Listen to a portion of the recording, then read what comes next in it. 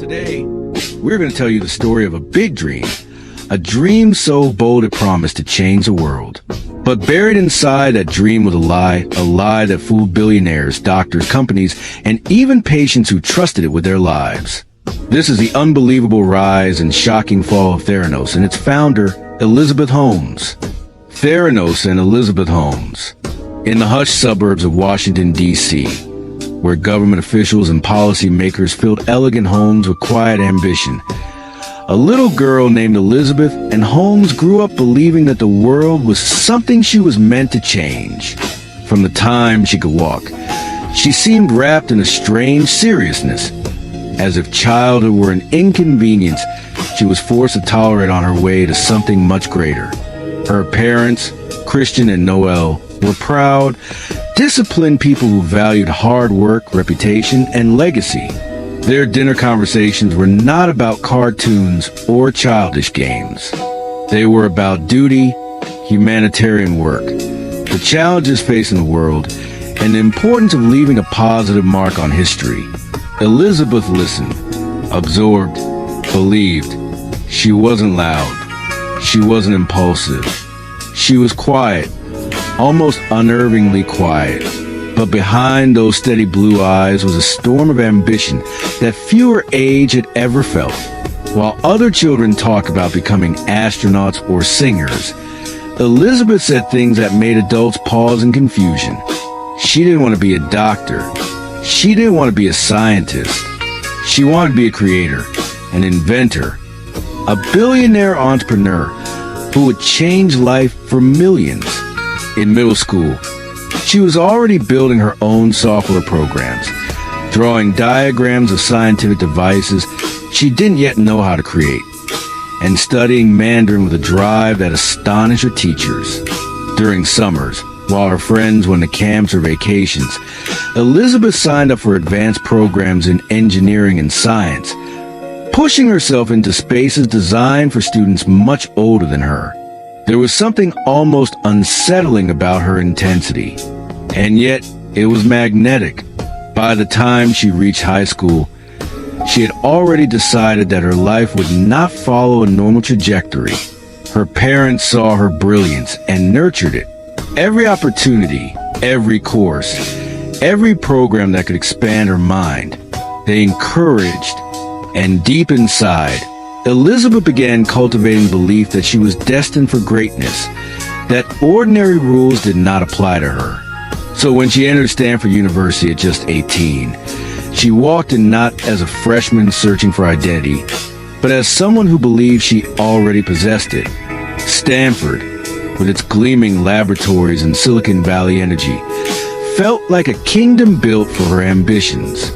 She declared a major in chemical engineering, and within weeks, she had already gained the attention of professors, especially one, the respected Dr. Channing Robertson.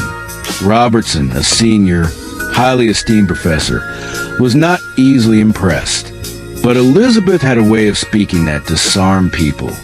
She didn't ask questions timidly or explain ideas with uncertainty. She spoke as if she were explaining the future, as if the world simply hadn't caught up with her yet. She walked into his office with a research idea so ambitious that most 19-year-olds wouldn't dare speak it aloud. She wanted to create a medical device that could run comprehensive blood tests from just a single drop of blood. No needles, no large tubes, no long waits for results. Just a painless finger prick and instant diagnostics. From cholesterol levels to infections, from cancer markers to hormones, everything. Robertson was intrigued, maybe even mesmerized. So were many others at Stanford. Elizabeth worked tirelessly, sleeping little, often seen pacing campus hallways late at night with notebooks full of equations and sketches. Failure didn't seem to affect her. She pushed harder, thought bigger, dared more. And then, 1 year into Stanford, she dropped out. At 19 years old, she walked into her parent home and said she needed the money saved for her education because she was starting a company. She wasn't nervous. She wasn't unsure. She spoke with the clarity of someone describing a destiny already written. Her company would be called Theranos, Therapy plus Diagnosis, a fusion of healing and discovering, a name that sounded futuristic, almost mysterious. It was 2003 when Theranos was born, a teenager leading a healthcare startup in Silicon Valley. It sounded crazy. It sounded impossible. But Elizabeth Holmes made people believe. That was her gift. Elizabeth had a talent more powerful than any machine she ever built. The ability to create belief so strong that rational minds stopped asking questions. She learned to speak in a calm, hypnotic voice. She began dressing in simple black turtlenecks. She imitated Steve Jobs so directly that even the way she held her hands during speeches seemed choreographed. And as strange as it was, it worked. Investors walked into Theranos expecting a young founder with enthusiasm. Instead, they found a 19-year-old CEO with the seriousness of a head of state. She promised him a future where diagnosing diseases would be as simple as pressing a button. She promised that her technology would save lives, reduce suffering, democratize healthcare, and eliminate the pain of needles. She showed such conviction that even billionaires forgot to ask basic questions. The first wave of investors came quickly, bold, wealthy men who had spent decades building fortunes, only to be disarmed by a teenager with a dream. She spoke with certainty, and certainty is seductive. Theranos grew.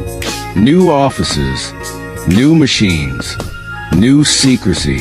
The Edison, her miracle blood testing device, was being invented behind closed doors. Or at least, that was what employees were told. But in reality, something else was happening.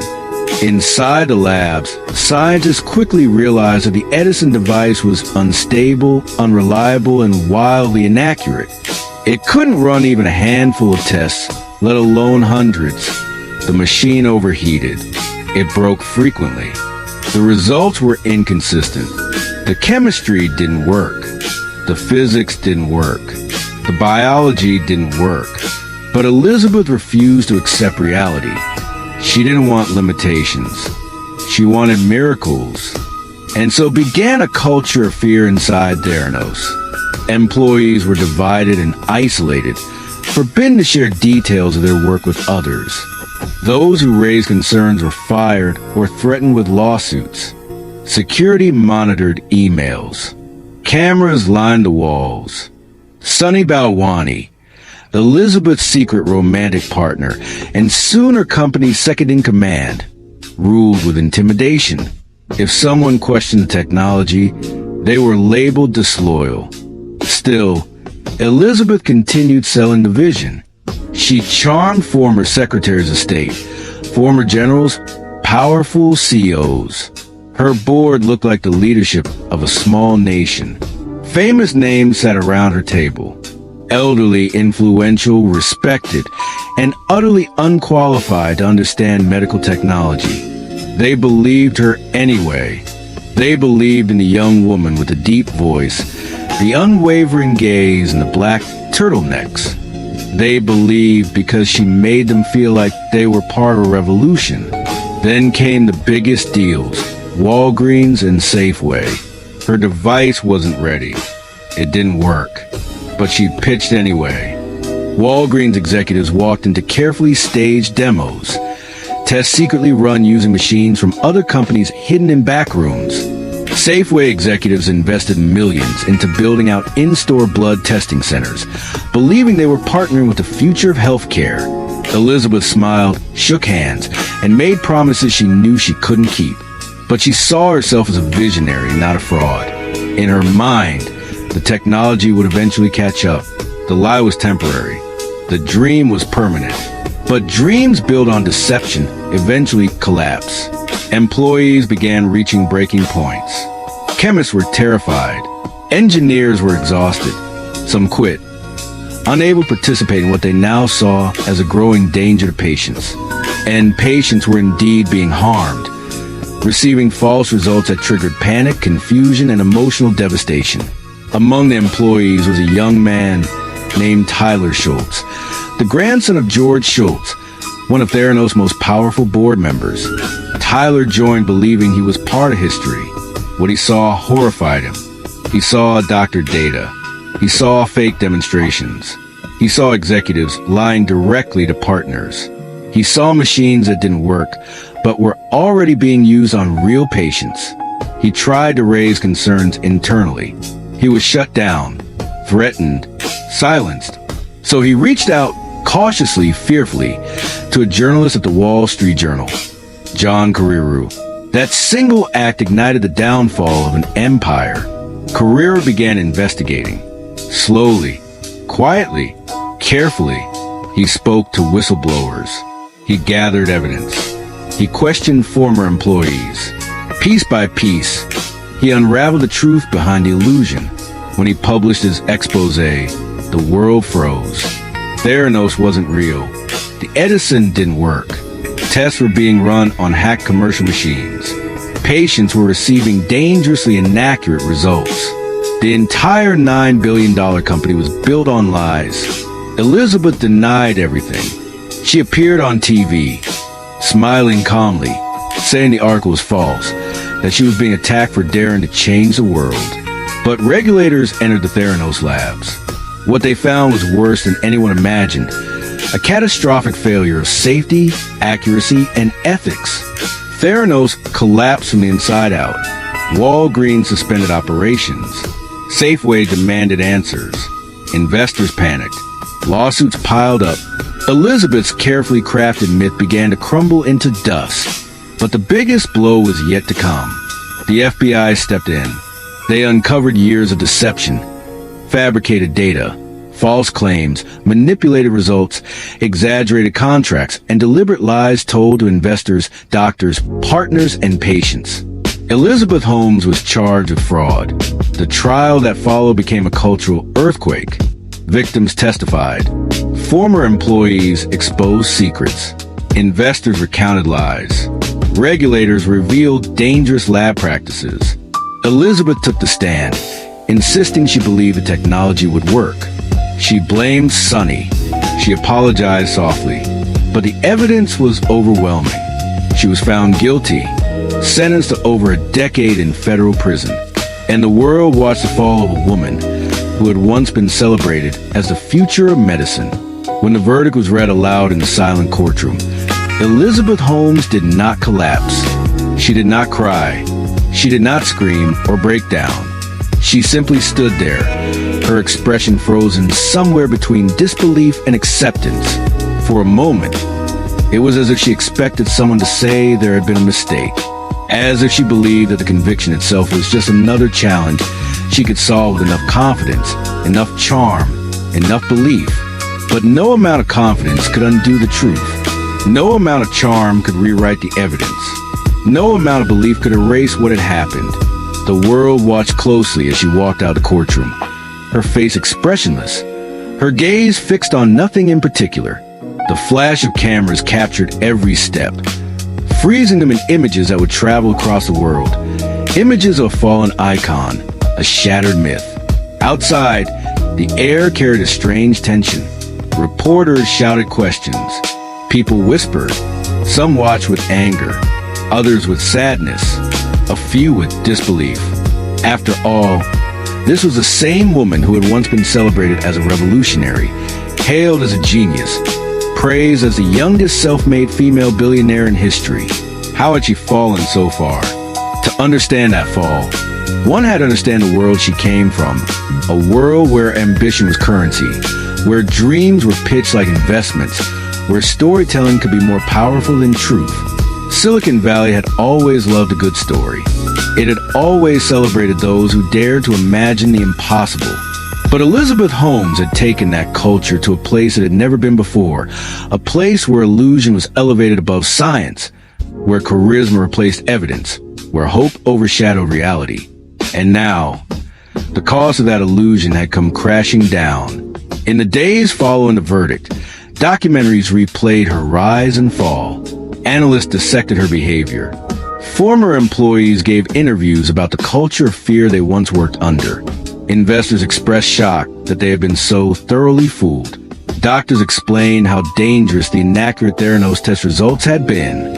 And ordinary people watched, shaking their heads, wondering how such a thing had been allowed to happen. But in the middle of that global conversation was a quieter story, the human story of Elizabeth Holmes herself. After her conviction, she retreated from the public eye.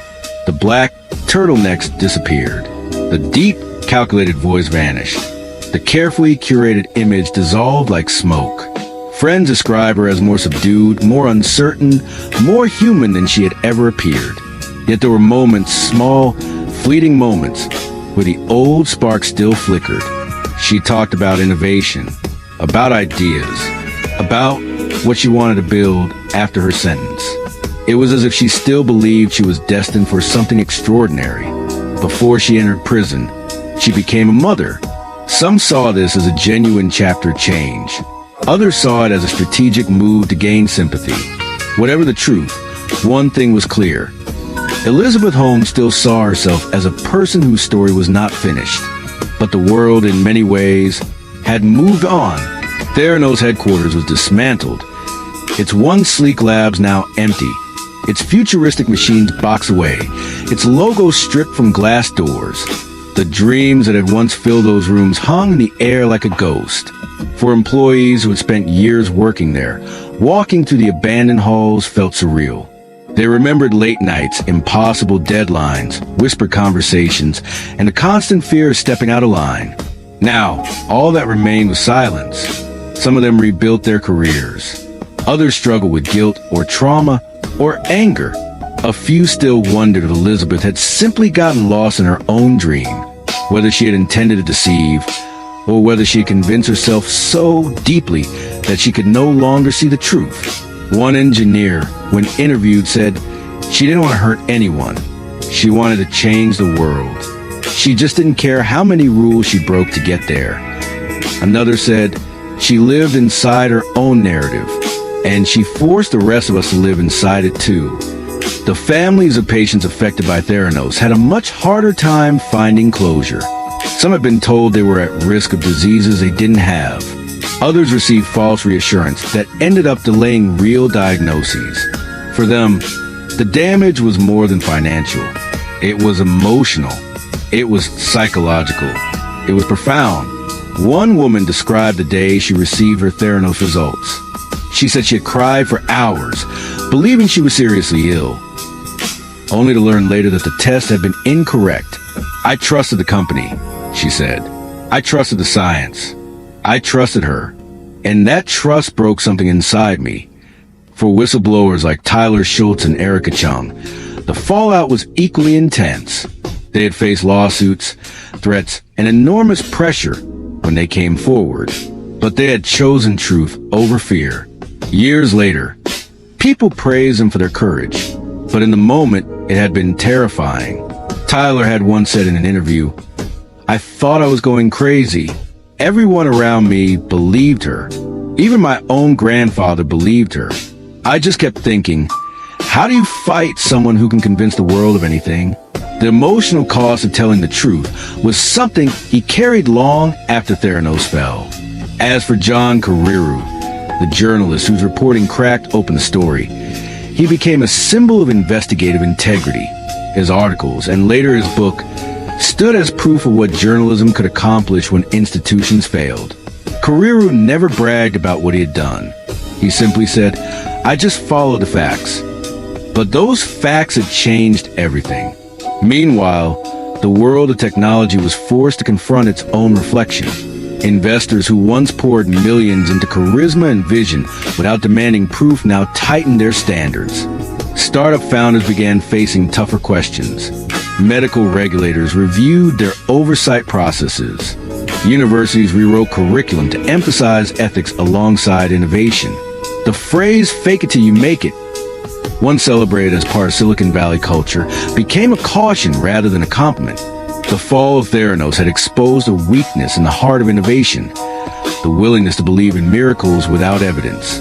And yet, Elizabeth Holmes' story still lingered in a strange space between villainy and tragedy. Some people believed she was a sociopath, someone who lied without remorse, manipulated without guilt, and used hope as a weapon. They pointed to the black turtlenecks, the voice affectation, the deliberate secrecy, the cold dismissal concerns. To them, she was a con artist with an extraordinary talent for deception. Others believed she was a tragic figure, a young woman who dreamed too big, tried too hard, and became lost in the illusion she created. They argued that she started with good intentions, that she wanted to revolutionize healthcare, that her downfall was a result of desperation and pressure, not malice. The truth, like all complex stories, likely lay somewhere in the middle. Elizabeth Holmes was not the monster some imagined, nor was she the genius she once convinced the world she was. She was a human being with ambition far larger than her ability, someone who believed the world should bend to her vision and refused to accept limits. When the world didn't bend, she forced it, until the weight of that lie came crashing down. As she began serving her prison sentence, journalists reported glimpses of her new life. Simple routines, quiet days, conversations about books, education, parenting. Sometimes she spoke about Theranos. Sometimes she didn't. One person who had seen her inside said, "She still carries herself like someone important, like someone waiting for the next chapter." Outside prison, public fascination with her story only grew. Documentaries appeared on Netflix, Hulu, HBO. Podcasts analyzed every detail. Actors portrayed her on screen, imitating her voice, her stare, her turtlenecks. People debated endlessly. Was she evil, delusional, brilliant, misguided? But one thing remained undeniable. Her story had become a symbol of ambition without ethics, innovation without evidence, vision without truth, a symbol of how easily society could be seduced by confidence and blinded by hope. In Silicon Valley, young founders were warned about her story. Investors used her name as a reminder of due diligence. Medical companies tightened their standards. Even ordinary people learned to ask more questions when technology promised miracles. Elizabeth Holmes had wanted to change the world, and in a way, she did. Just not in the way she intended. Years passed, and one day, as her sentence neared its end, people began to wonder, what would Elizabeth Holmes do when she walked out of prison? Would she return quietly to private life? Would she try to start another company? Would she seek forgiveness? Or would she once again try to create a story big enough to erase the past? No one knew. No one could predict. Because if her life had shown anything, it was that she was unpredictable. But the world she would return to had changed. It was a world less willing to believe in unfounded miracles. A world more cautious about charismatic visionaries. A world that carried the scar of what Theranos had done. Theranos was gone. Its logo stripped from doors. Its machines buried in warehouses. Its staff scattered across other companies. But the lessons remained. They echoed in classrooms, boardrooms, hospitals, and regulatory offices. They shaped new policies. They changed how investors evaluated startups. They influenced how journalists approached tech companies. They became woven into the very culture of innovation. And in that way, Elizabeth Holmes' story became larger than just Elizabeth Holmes. It became a modern parable, repeated, analyzed, debated, taught. A story about the fragile balance between genius and delusion.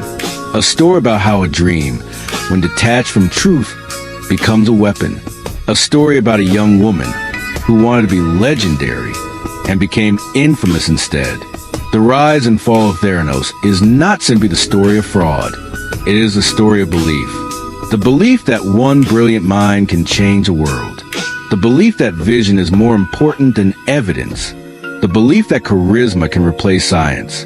The belief that a dream is worth any cost, even if that cost is measuring human lives. And in the end, it leaves us with a haunting question. How do we know when innovation crosses a line into deception? How do we protect hope without allowing it to blind us? How do we chase the future without losing our integrity? These questions linger long after the final chapter of Theranos has been written.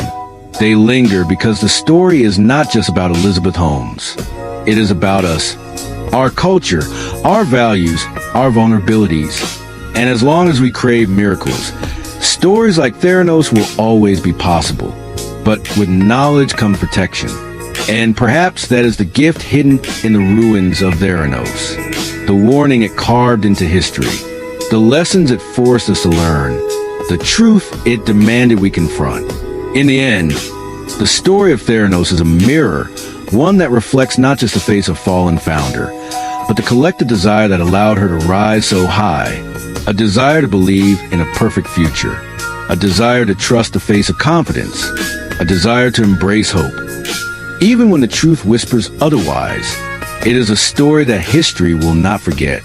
And long after Elizabeth Holmes walks back into the world, long after the Edison machines have rusted into dust, long after Silicon Valley moves on to new dreams, the rise and fall of Theranos will remain one of the greatest cautionary tales of our time, a testament to the power of ambition, the danger of unchecked belief, and the cost of chasing greatness without truth to guide the way.